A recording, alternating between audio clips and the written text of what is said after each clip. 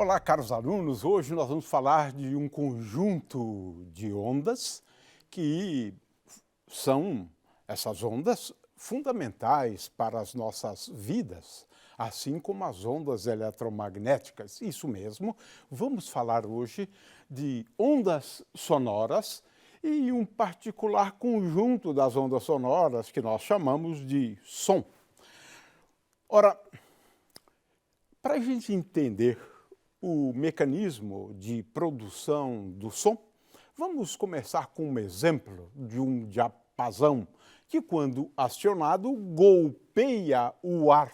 Ao golpeá-lo, altera nas suas regiões mais próximas a densidade do ar, de forma que uma molécula ou um átomo empurra a outra molécula ou o outro átomo, e ao empurrar, ela será empurrada de volta.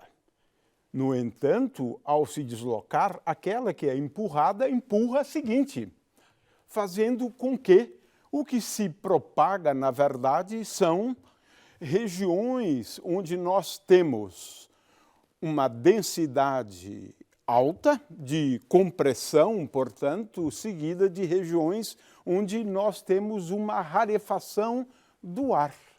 Essas ondas são ondas longitudinais, né? Elas se propagam na mesma direção na qual ocorre a propagação da onda. Ou seja, elas oscilam na mesma direção da propagação da onda. As ondas transversais são um pouco diferentes, elas oscilam na direção perpendicular à direção de propagação da onda. Então temos aqui um exemplo bastante concreto, é que a gente não consegue perceber, porque essas variações, tanto da pressão quanto da densidade, são diminutas, e esse é um aspecto que a gente gostaria de ressaltar, né?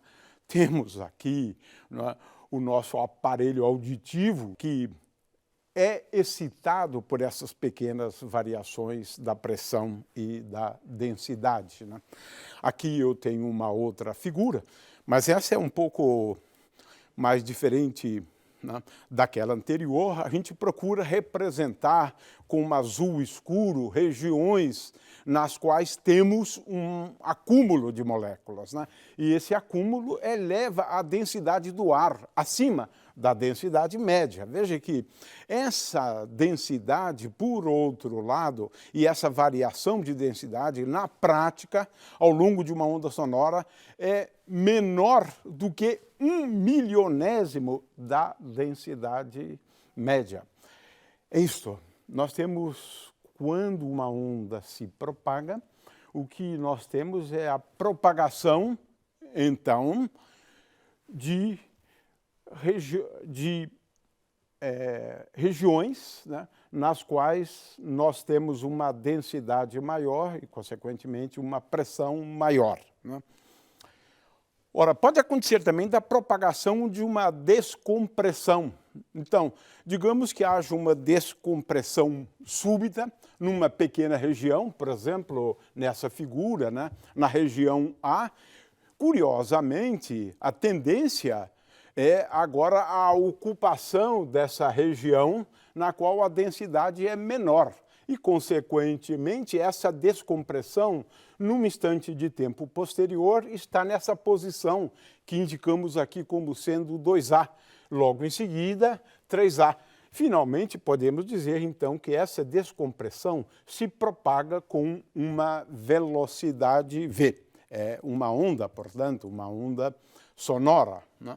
Ora, repetindo, nós temos aqui, então, ondas sonoras como sendo ondas longitudinais e nas quais nós temos a propagação de rarefações, né, e de compressões. Ora, falamos de ondas sonoras de uma maneira geral, né? Vamos agora definir som. Isso mesmo. Som é um conjunto de ondas sonoras. Nós definimos as ondas sonoras como sendo som desde que a frequência das ondas sonoras esteja num certo intervalo de frequências, exatamente como a gente define luz a partir das ondas eletromagnéticas. Mas aqui a diferença é que a frequência vai desde 20 Hz até 1000 vezes mais, e isso é fantástico, 20.000 MHz, o que é bem diferente do caso das ondas eletromagnéticas, onde essa diferença é apenas por um fator 2, no caso das ondas sonoras, que sensibilizam, né, o nosso aparelho auditivo, porque é isto, é uma limitação que temos, né? Nós só conseguimos ser sensibilizados por ondas sonoras, desde que essas ondas estejam com uma frequência acima de 20 Hz, né, e menor do que 20.000 Hz. Né? Então, é um problema de fisiologia. Na realidade, quem estuda mais esse aspecto são os neurocientistas. Muito bem, vamos falar de características do som, né? E essas características são importantes: a velocidade do som, a altura do som, a intensidade do som, a intensidade sonora e o timbre. Essas são características muito importantes quando a gente estuda o som. Vamos começar pela frequência. Aliás, ao falarmos da frequência, nós já estamos falando, na realidade, da altura do som, porque Hooke foi quem percebeu que a frequência, na realidade, é a mesma coisa que nós chamamos de altura, né? E essa frequência, né, nós temos aqui sons bem graves, né, e, finalmente, agudos para frequências próximas daquele limite de 20 kHz. Né? Muito bem, a gente pode demonstrar, né, veja que eu considero aqui pequenas variações da densidade média, que aqui eu chamo de ρ0, e pequenas variações na pressão, variações em torno de uma pressão média. Estamos chamando aqui de ρe e PE, essas pequenas variações. Muito bem, essas pequenas variações a gente pode provar que elas se propagam como ondas. A pressão, por exemplo, ondas de pressão, ondas sonoras são ondas de pressão.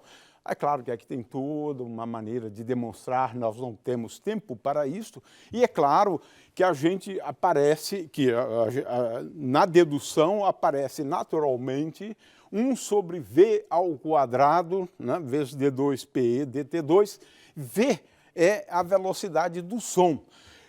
Nós vamos aqui definir, por exemplo, em função do processo, né, num processo isotérmico, a velocidade ao quadrado do som é a derivada da pressão com respeito à densidade mantida a temperatura constante. Se o processo for adiabático, essa velocidade do som ao quadrado ela é igual à derivada da pressão com respeito à densidade num processo adiabático. Né?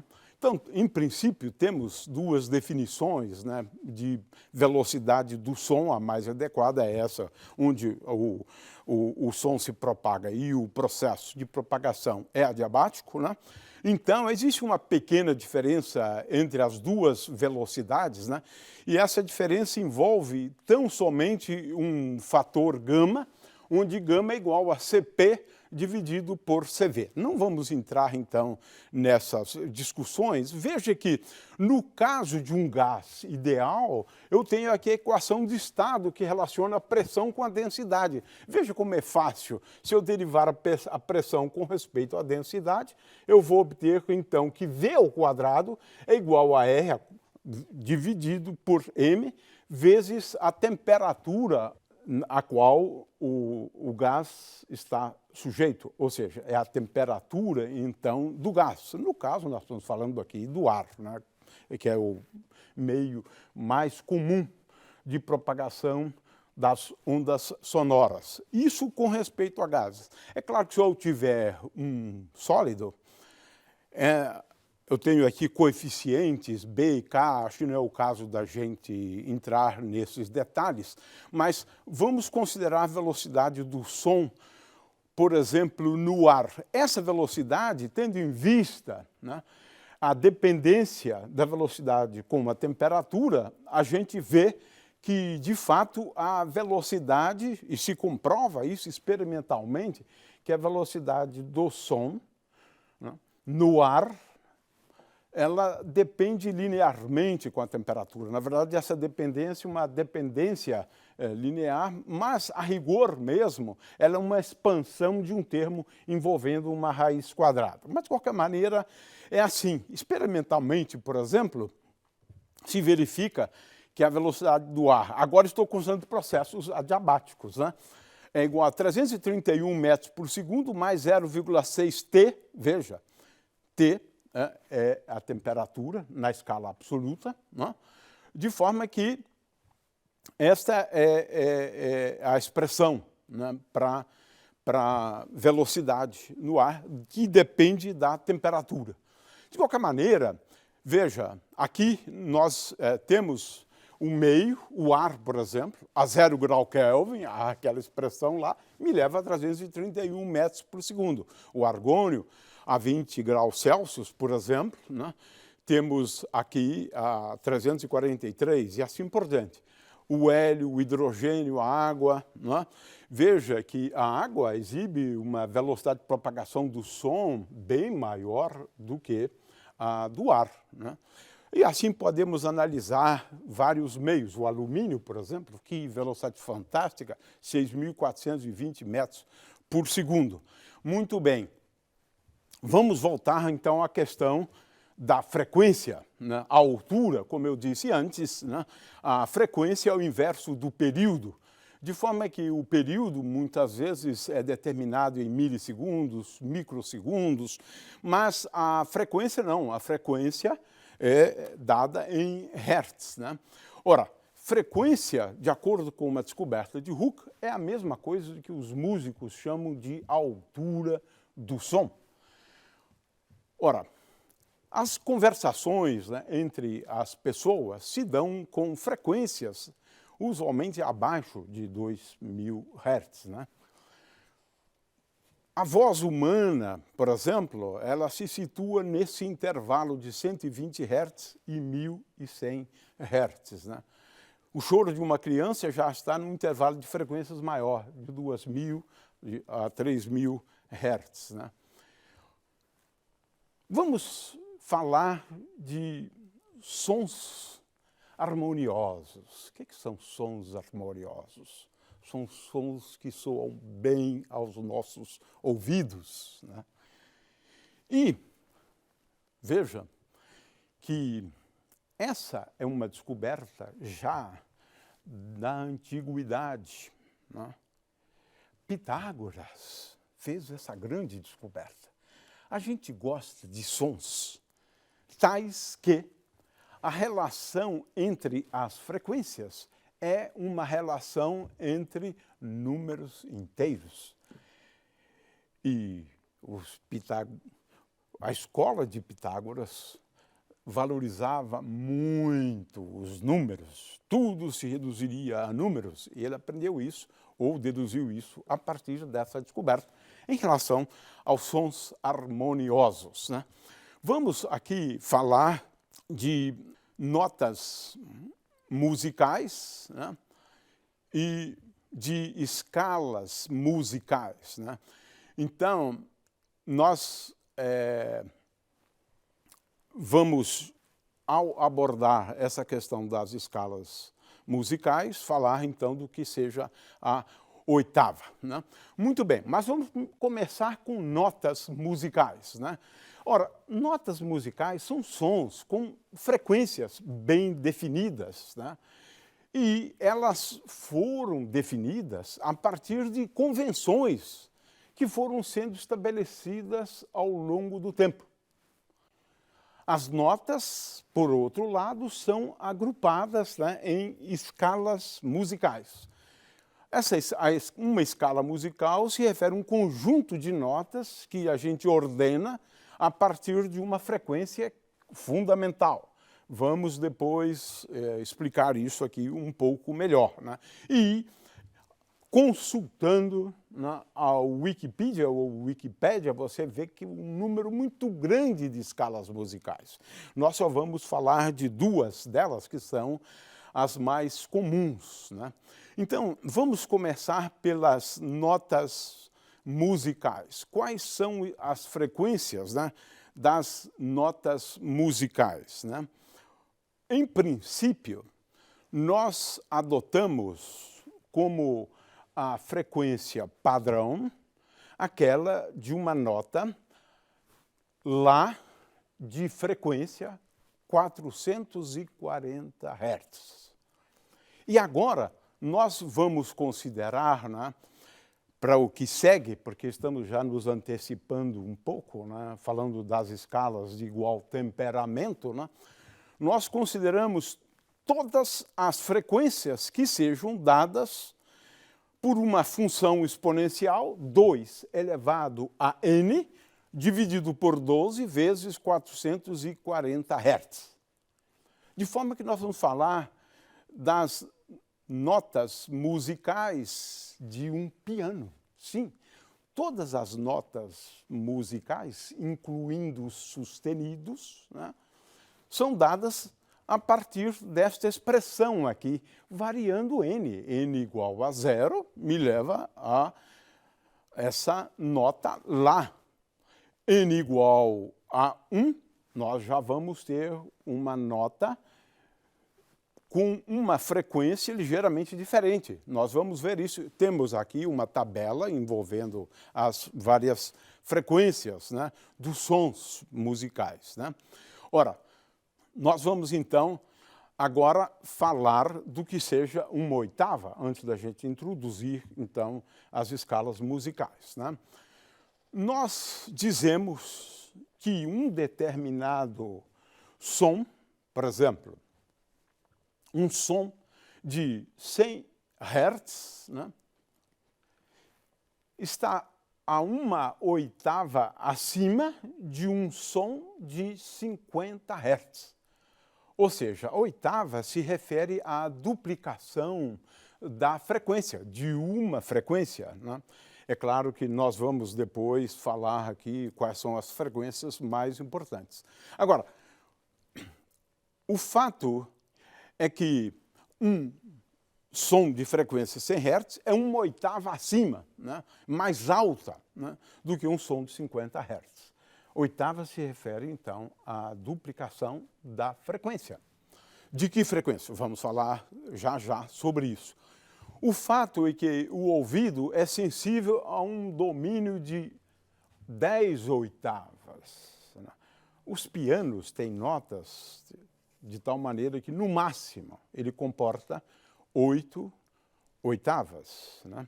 De qualquer maneira, usualmente, os pianos comportam um pouco mais de 7 oitavas, aqueles com 44 teclados. Né? Muito bem. Então, vamos começar pela escala natural. Essa é mais conhecida. Nós, né, fazemos uma divisão de uma oitava em 7 notas. Né?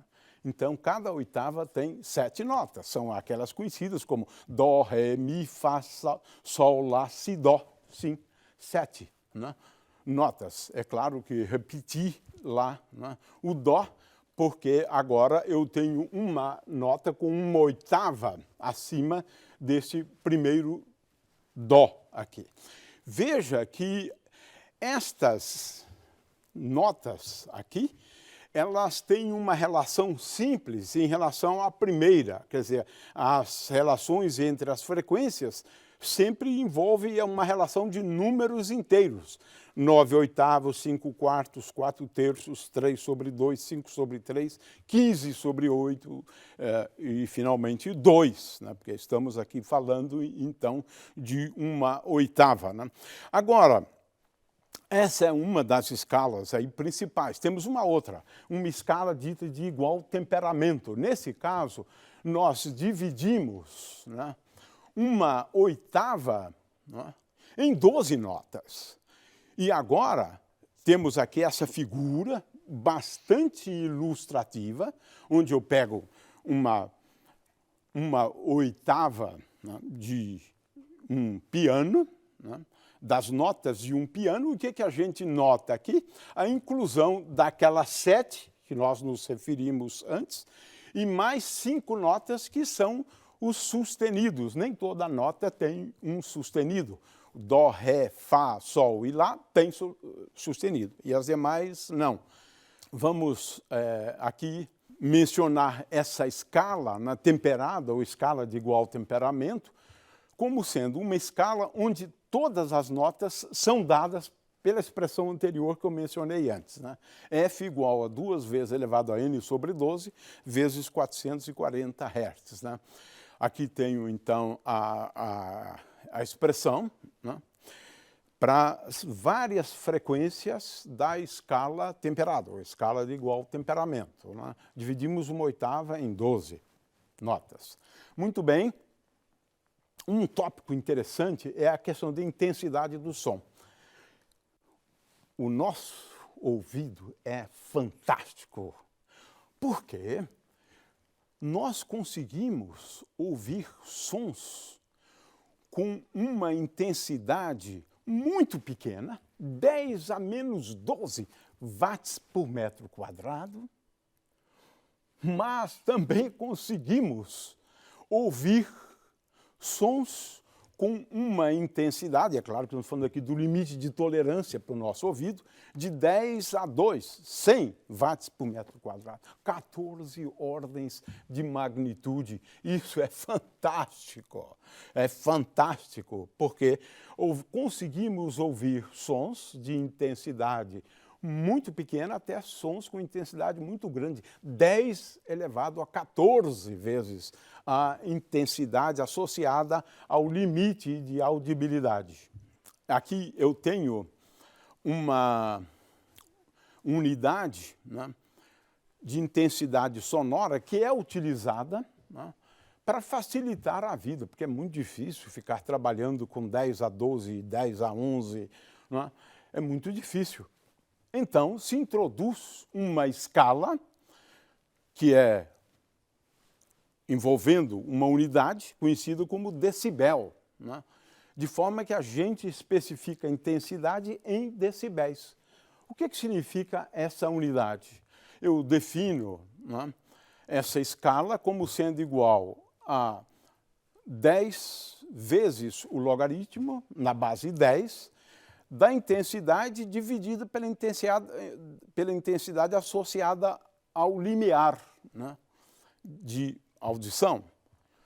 Ora, é uma escala logarítmica, portanto, para I igual a I0, nós temos alfa igual a 0. Né?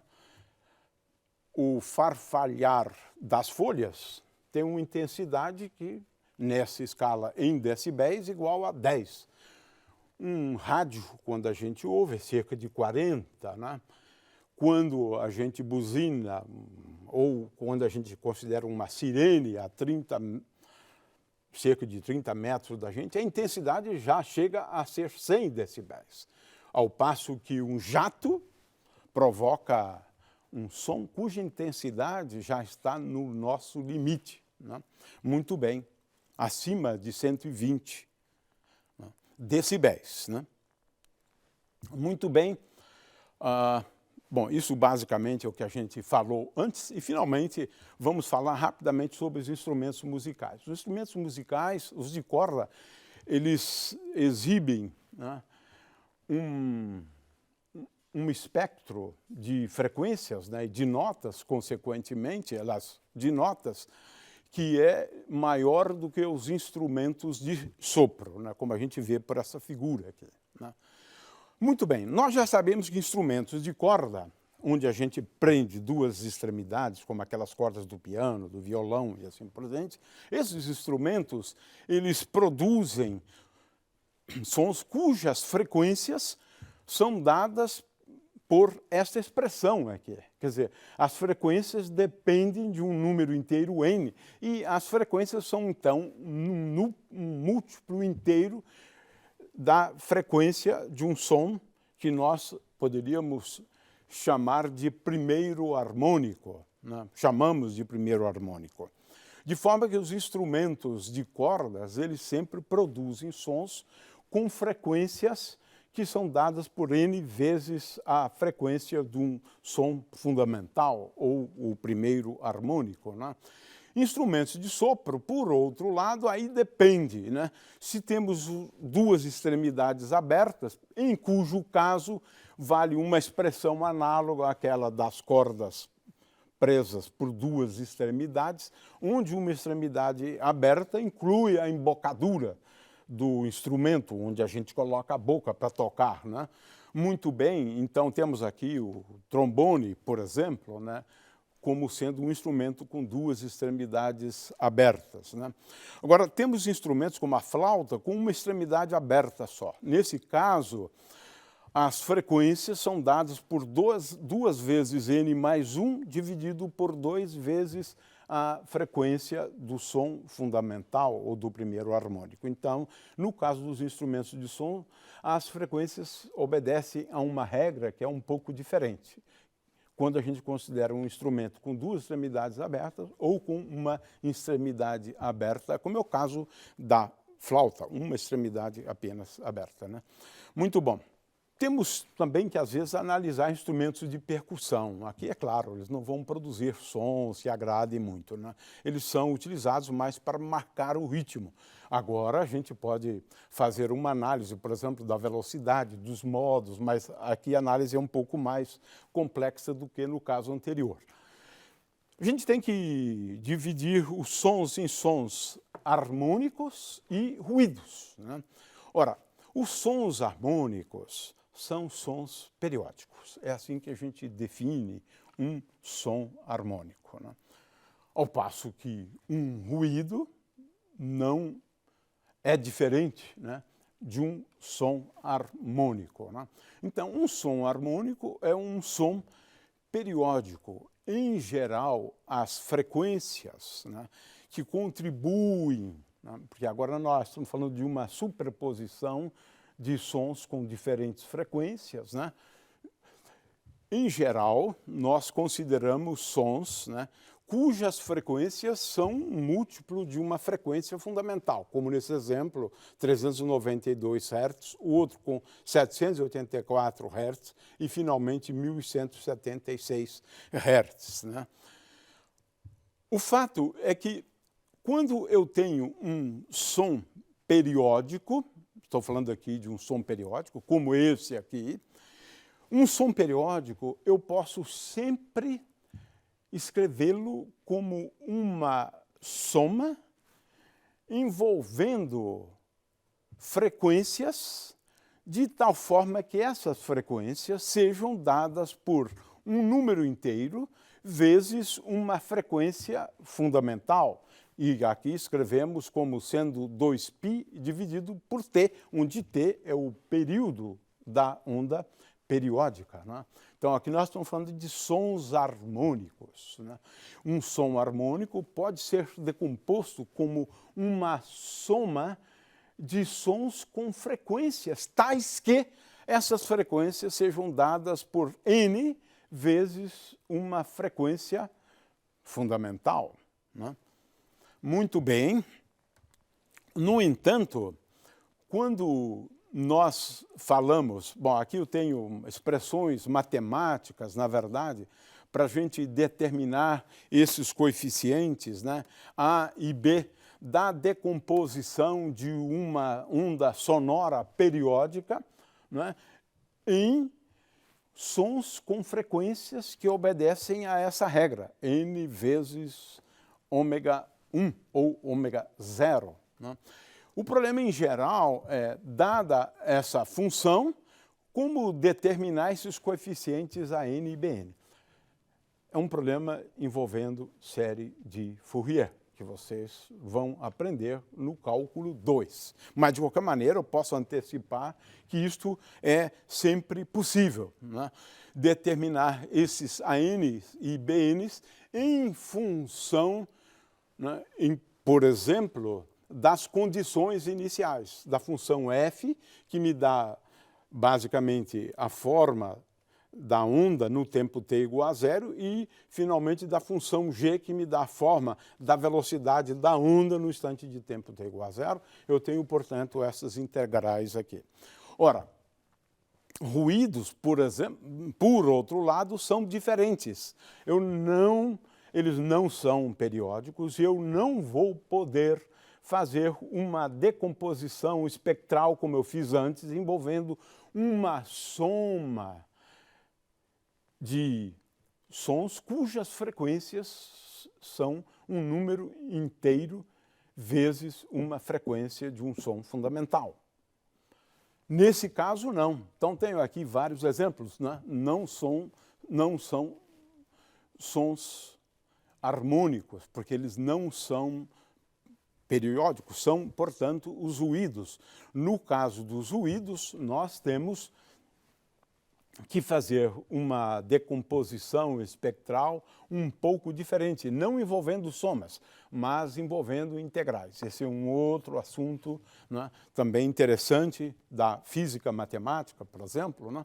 O fato é que os sons harmônicos, né, eles são tais que eles possam ser escritos como uma soma, como uma decomposição envolvendo sons de frequência, por exemplo, 200, 400, 600, 800, 1000, 1200, 1400, 1600 e assim por diante. Temos aqui um outro exemplo mais simples, onde eu tenho só as frequências de 400, 800 e 1200, né? Ora, isso aqui então nos remete ao conceito de timbre. Timbre, na verdade, se refere à riqueza dos sons, ou seja, o número de frequências que contribui para a onda sonora. Quanto maior for o número de frequências, mais rico será o som. E essa riqueza, então, é caracterizada pelo timbre. Quanto temos, né, de ondas de frequências bem definidas, mas frequências tais que cada uma delas seja dado por n vezes a frequência do fundamental, né? Então, o diapasão, por exemplo, ele produz um som com uma frequência só. Mas veja, uma flauta já produz, né, um som mais rico, porque eu tenho uma decomposição envolvendo um número maior de frequências. A voz, o violino, por exemplo, é um som bastante rico, porque envolve uma soma de frequências com um número bem maior de frequências.